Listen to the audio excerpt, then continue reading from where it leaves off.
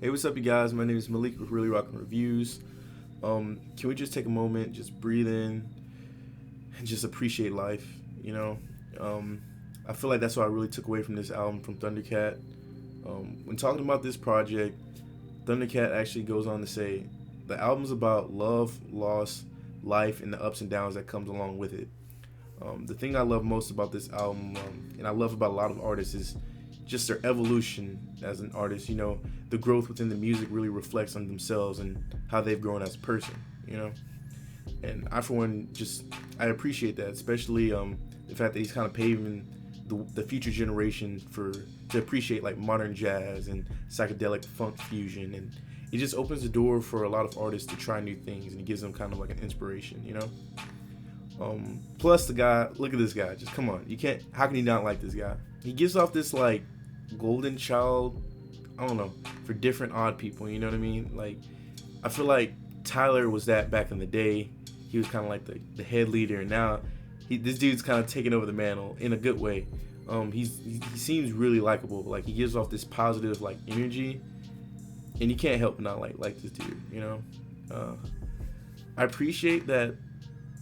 I guess I can enjoy this, and I can actually show it to my older, like my parents or my aunt and stuff, and I feel like they'll actually enjoy this type of music because it gives off that older type of sound that they're normally used to. Let's just dive into music. Lost in Space, Great Scott, 22-26. This kind of gives off like a dreamy space vibe. It kind of features his amazing falsetto that we know and love. The lyrics themselves seem kind of cryptic, and it said that having made this album, he kind of made it as a tribute to Mac Miller. And I feel the message kind of shows like, I feel like the lyrics was trying to say that he was kind of in deep thought, and he kind of dives in and talks about like just getting lost within himself, and did this really happen? And he's in a really dark space right now, and it's totally justified. I have you in my prayers, and your friends have you in your prayers. But it's an amazing transition to the next song, Interstellar Love. It kind of makes me think that they're connected. The way the song itself, the production of the first song slides into the next song, it flows really well, like it's the one song. And keeping that in mind, I feel like the lyrics kind of shows that in tragedy, us humans, we learn to cherish those close to us. And he kind of accepts the idea and wants to find someone to hold on to in this like big scary world. For the production side, this track has a beautiful bass line, but the drums kind of dominate a little more on this one, and it features a key change. But like, I think the big takeaway from this was the saxophone. The saxophone solo. For those wondering, I'm actually not a jazz buff, but I think the best thing you can do for this type of music, jazz specifically, is just kind of soak it all in and express how the music feels to you. What did you enjoy about it? What do you think the message is? You know what I mean? You kind of make up your own assumptions, and like, the saxophone solo was actually made by Kamasi Washington. If you didn't know, he's done tracks like Street Fighter Mass and Desire. He's also I think in To Pimp a Butterfly, he played sax in the song You.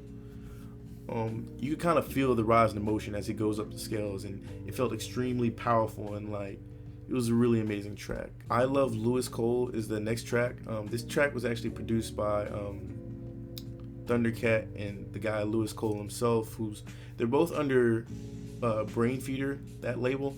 What's interesting enough, that this album was actually co-produced by Flying Lotus. If you don't know Flying Lotus, amazing artist in itself. Please check out the song like More and songs like that. But Flying Lotus actually owns this label that they're both under, which is pretty interesting. As soon as I heard the synthesizers at the beginning of the song, though, it reminded me of Honeybee by Unknown Mortal Orchestra. But then it switches into like a more upbeat kind of like a video game. Specifically, it reminds me of like Sonic Sound.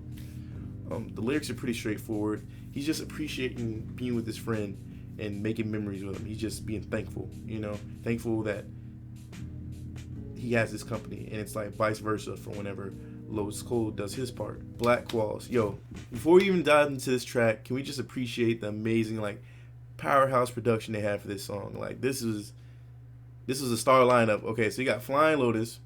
Okay, you got Thundercat. You got Steve Lacy from the internet. Childish Gambino, and they actually got the vocal legend himself, Steve Arrington. This track is like funky. It's funky as funk, and like you can't help but jig to it. For sure, like the lyrics are cryptic. It's more talking about wanting like boast, wanting to show off your wealth. Not even showing off. You want to be proud of your wealth. You want to be proud of the things you accomplish. But the way they grew up, you can't do that. They know that's a walking lick. You know what I mean? You know you're gonna get caught up, and that's how people end up getting robbed and stuff. And it's interesting. It's basically kind of giving off that message that it's okay to have money, just don't really gloat about it. Kind of humble yourself. And it reminds me of Kendrick Lamar's "To Pimp a Butterfly" when he had talking about thinking about having money would fix all his problems. And again, I feel like everybody thinks having money will fix all your problems, but this song kind of shows like that's not the case. You know, the production and feels for this song is like chilling. Like when I was typing this up and writing it, it was giving me chills, like physical chills. Yeah, the guitar chords are simple. They're effective, but the thing that made it different was the voices. The voices, they work really. They bounce off each other really well, and it goes to show they all give their own personality as they sing and say their part. And again, they just really bounce well off each other. This is some really cool stuff. I really like this track. Miguel's Happy Dance. So this song was kind of like iffy for me because I think it kind of hit home. It kind of talked about being like, the happy-go-lucky person, and that because you're happy, you're not allowed to have bad days. You're supposed to keep doing your little dance and being the happy guy because that's what everybody knows you for.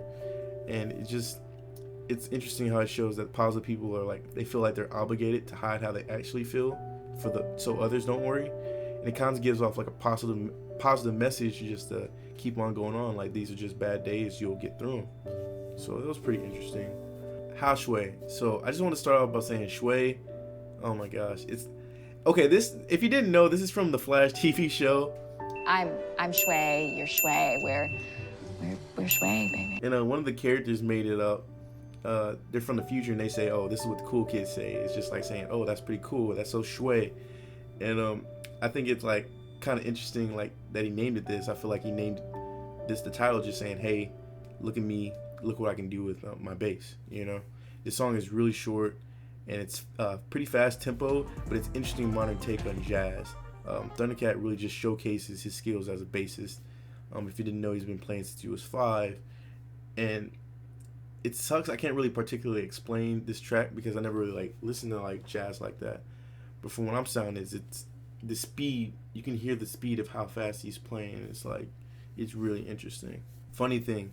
So a funny thing about this is I really appreciate the callback to that older like funky bass sound that we're so used to. It reminded me of Them Changes, and that's one of the songs I kind of fell in love with and got me into Thundercat. Where did it go? And it was pretty interesting. Like, you really want to jig with this track. It reminded me of, okay, so Jackass Party Boy instrumental, that type of sound. If you've seen Jackass, you'll know what I mean. I'll insert the clip.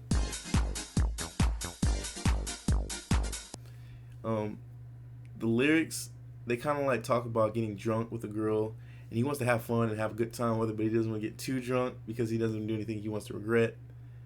Again, it sounds silly, but he's kind of trying to hit on all the points in his life, like just tell a little story, like little snippets, like reminiscing, you know.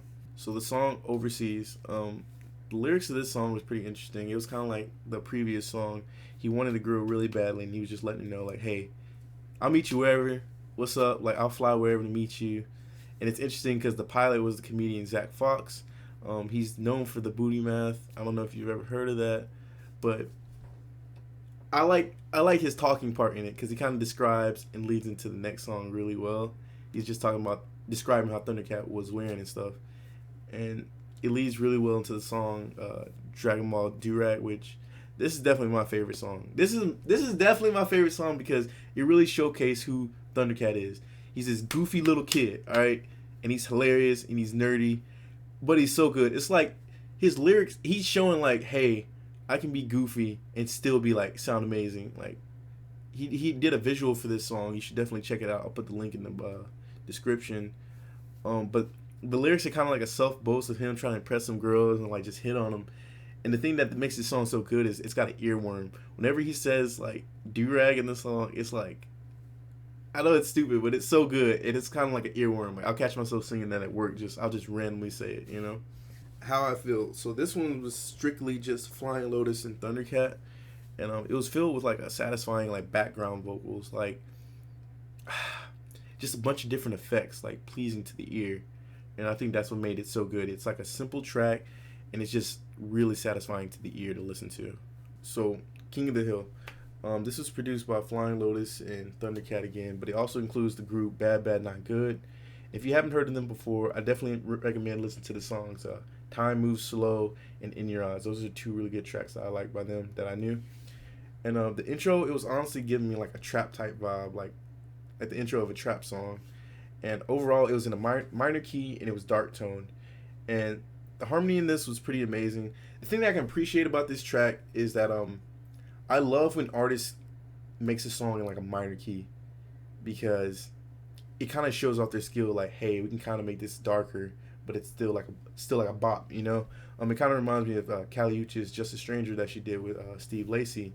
And it's really cool to me how an artist can figure out how to like make such an amazing sound and not really intimidating. Unrequited Love. So this, he opens up with an amazing like scale bass. So it kind of reminded me of like a serenade that you do with an acoustic guitar, but he did it with bass, and it was just like really passionate serenade. And it was a slow tempo, and he used like a simple kick drum and like tambourine, and it honestly gave me like an Outcast type of vibe, specifically like the song like Aquemini. Like listening to this track, I was just like, man, Andre would sound really good on this song, you know what I mean? And the lyrics are really depressing in themselves, because he's just reminiscing on like a love that got away, and he's just talking about how it sucks that there's nothing he can really do about that, you know. Fair Chance. So this song was made with Ty Dolla $ign. Okay. Fair Chance. So this one was actually featuring Lil B and Ty Dolla $ign, which I just gotta say, Ty Dolla $ign's been the most consistent feature artist around right now, so I just gotta give him a little shout out for that, you know. And he's actually like, he's really good at his features. He's good at doing his job. But the song is noticeably Mac Miller tribute, and you can kind of see how they feel about him. When Thundercat does the chorus, he expresses how he's still trying to get over an unexpected passing, and it's honestly really sad when you really dive into the lyrics.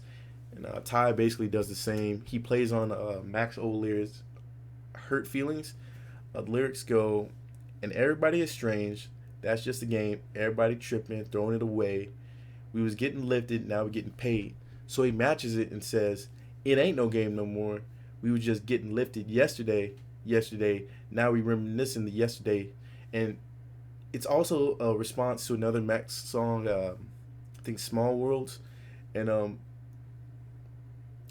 think he was saying today in his song, and it's just kind of showing like, hey, we were doing that. I still remember you, you know. I still remember you like it was yesterday, you know. Lil B also did the same energy, paying his respects, and the production was really beautiful. It was really satisfying to the ear, like the crack noises they did, and they did a fingerpick guitar noises in the back, and Thundercat's harmonizing is always amazing. I always love that. But it was definitely an amazing tribute they did for him. Exaggerated Red. So this was a quick song. It also reminded me of a little of Unknown Mortal Orchestra. You should definitely check them out. The lyrics are pretty straightforward. He was just saying fear is always popping through his head, and he knows the fear is not going away, but he's choosing that he's going to be strong, and he's not going to let it affect how he continues on with life. The last track of this album, it was It Is What It Is. So things happen. Simple as that. No money or power in the world can change that, and it hurts. I feel like it hurts Thundercat knowing that he can't do anything different. He wishes that he could have saved him. Even after trying to say things happen for a reason, like these dark thoughts plague his mind, and he thinks about old memories, and he just wish he could have said more, just done more. And I feel that is really relatable. He sings kind of like a siren letting out his pain. Like I could feel like sometimes there's things words can't express, and you just gotta let out how you're feeling. And he pays tribute in the best way he knows, and he did it through his music. His bass, oh man, it was honestly really beautiful. It was a good way to end the album, and it was kind of like a way for him to give the listener and himself like ultimate closure. if that makes any sense. Mac, you'll be missed. And yeah, this album was fantastic. The problem is with some albums that they play out too long. This was, I think, like 37 minutes, and it features a lot of tracks, but it gave you different sounds and different projects without like overdoing it. It didn't overforce its time being there. And it was also an amazing way to do a tribute for Mac Miller while also hitting on different life experiences that people go through, you know, the good, the bad, loving, heartbreaking times, and accepting times. And I honestly give this album 10 out of 10. Thank you for watching. If you like video analysis or musical analysis, you should check out my SoundCloud bottom. I'm doing a musical analysis of Childish Gambino's 3:15:20. I'm going to dive into each track and just dissect it as much as I can and try and give you as much information and stuff you probably never knew about the tracks. So thank you for watching, and I'll see you next time.